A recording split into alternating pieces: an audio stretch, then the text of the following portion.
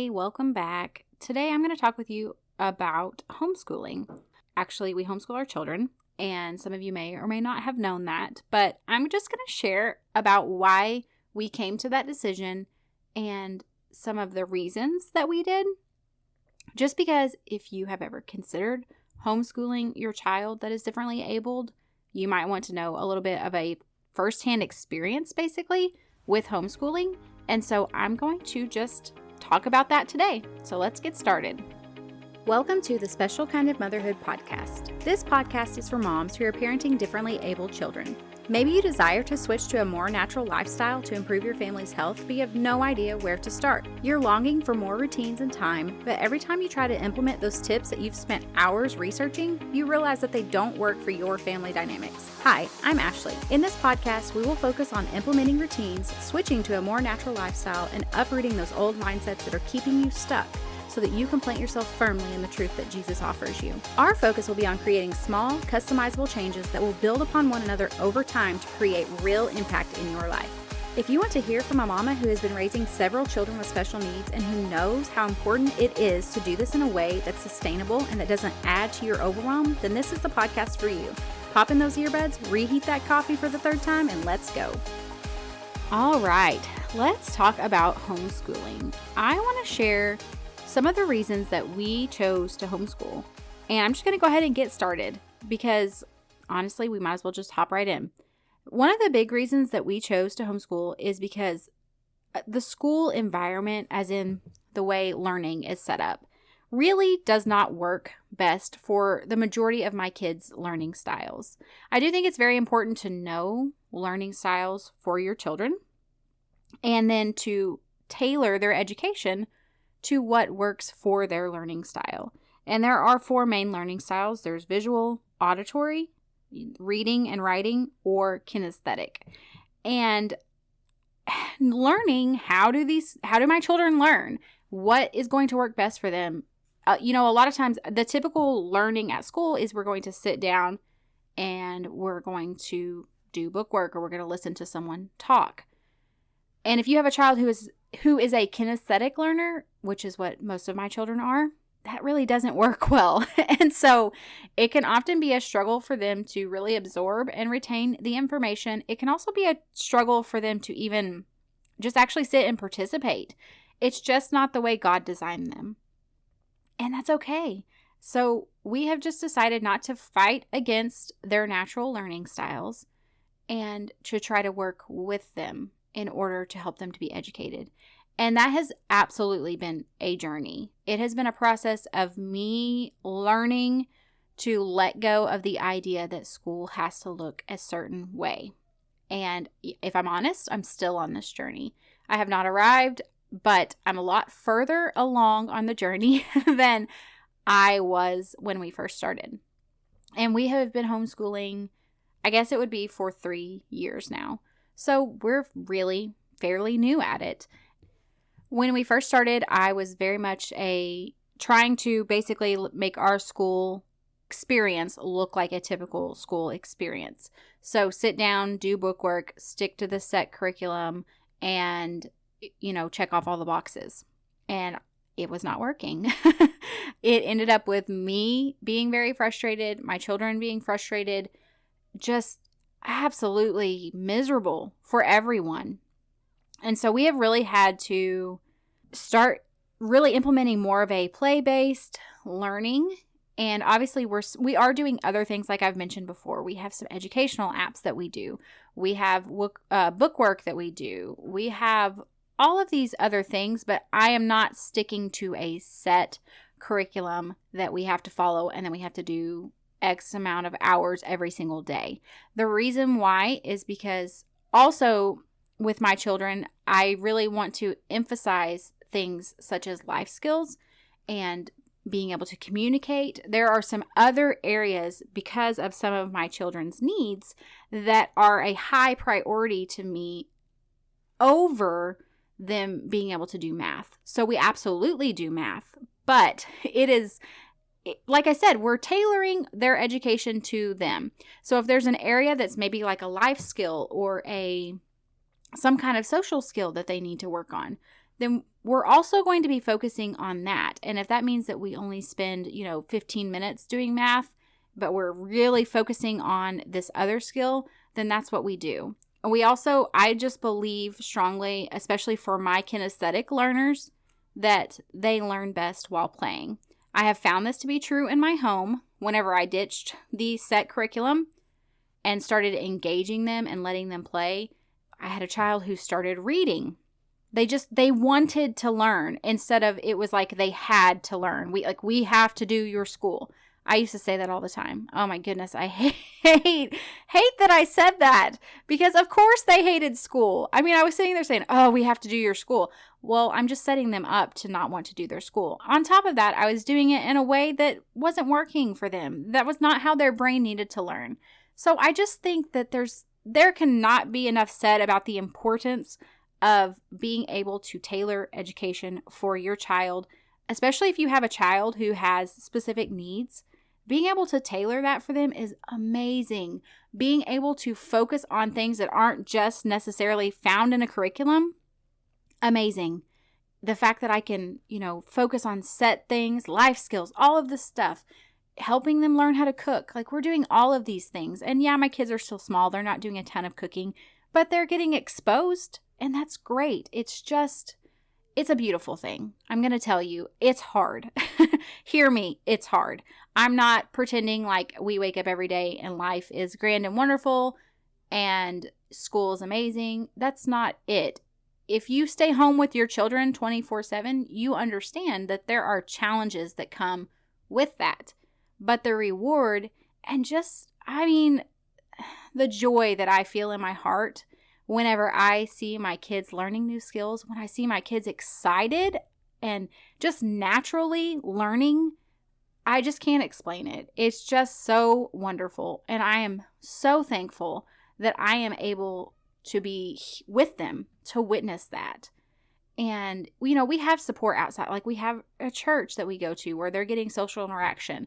We have our therapy center where they're also getting social interaction. We have all of these different pieces. And I do think that's extremely important as well. But the bulk of their education is happening with me. The thing that I got this actually from Big Life Journal, and it says that brain science shows that kids need to move, not sit still all day. That they need to practice to remember new things, not sit and pay attention to learn.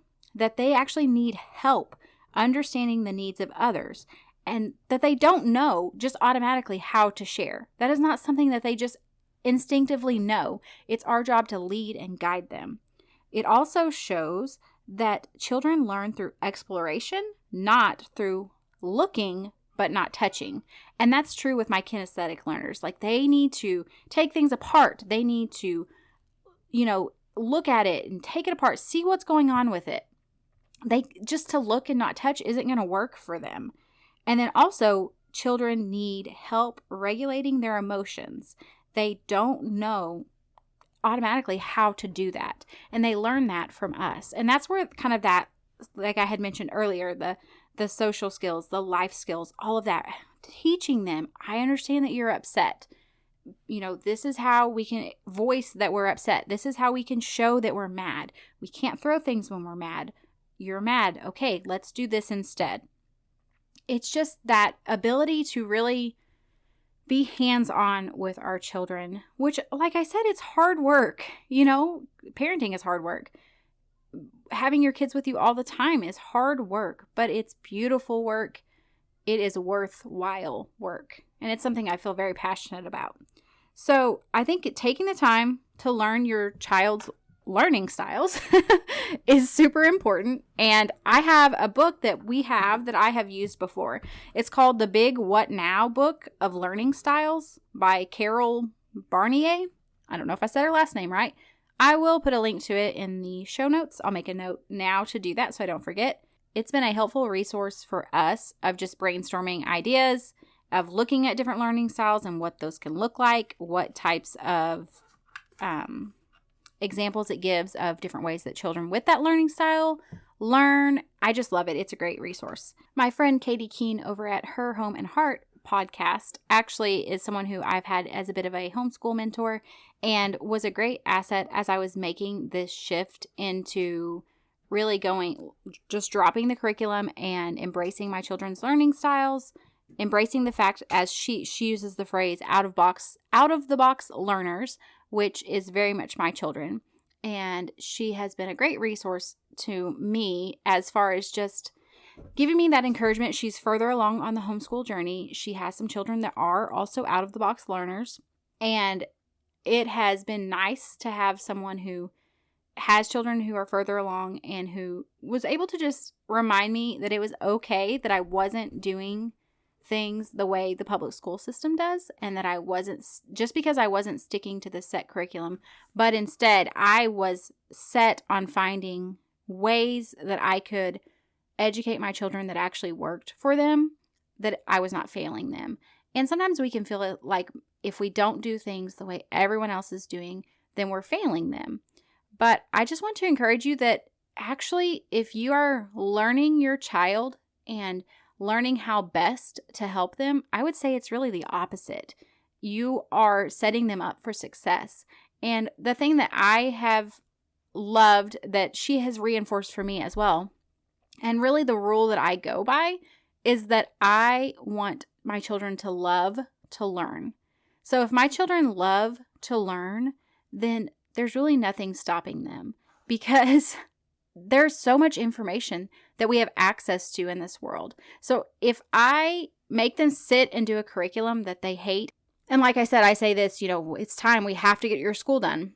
If that's the mindset that I give them because of the way I educate them, or because I send them to school where they're basically told the same thing in class, in a classroom that doesn't work for their specific needs, then it's going to be very hard for them to love to learn.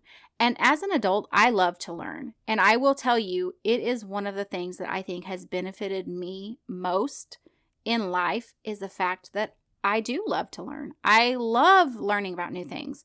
And that's a skill that I feel so strongly about giving to my children.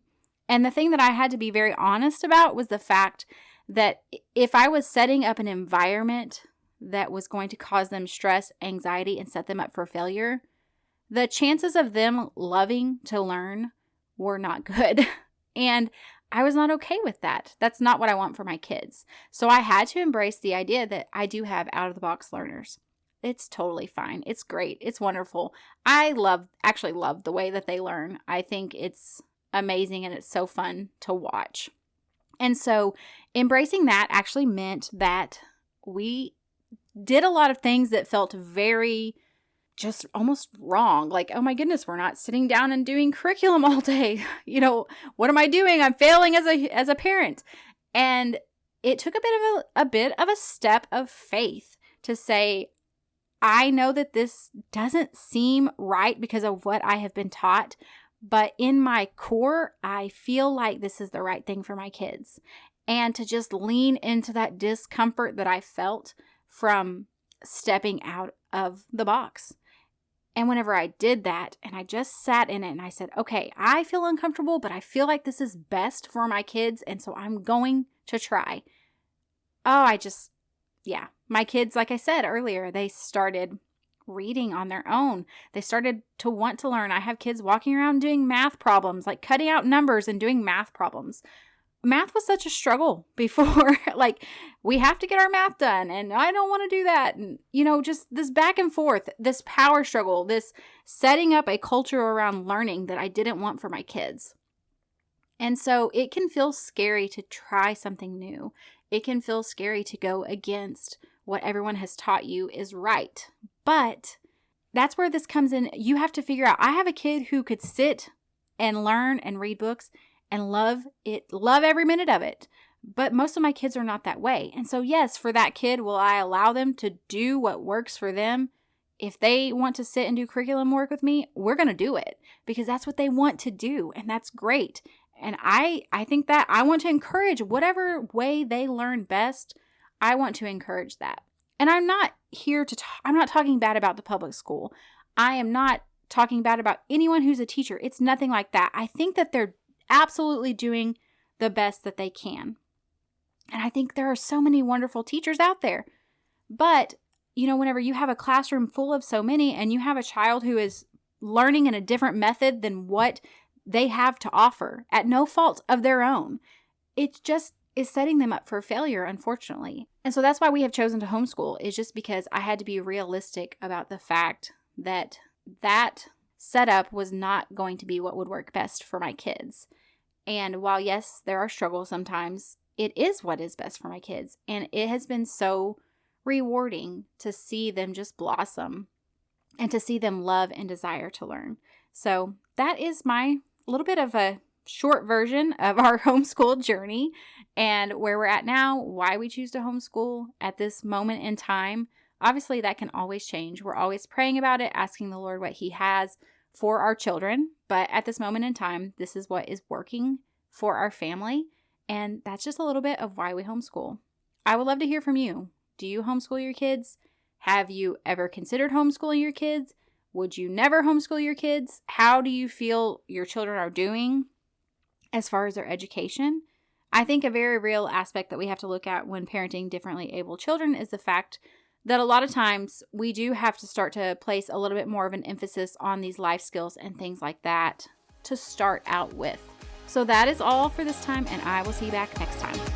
Hey, before you go, if you found value in today's episode or you learned something new, would you take a minute to share with someone else that you know would be blessed by it? I would also love it if you would leave me a review. This lets me know that you're enjoying the show, and I love hearing from you. You can connect with me further over on Facebook or Instagram. Until next time, rejoice in hope, be patient in tribulation, and be constantly in prayer. Romans 12:12.